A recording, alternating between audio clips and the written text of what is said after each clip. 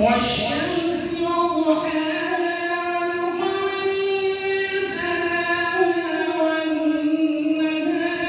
إذا جلاها والليل إذا يغشاها والسماء وما بناها والأرض وما طحاها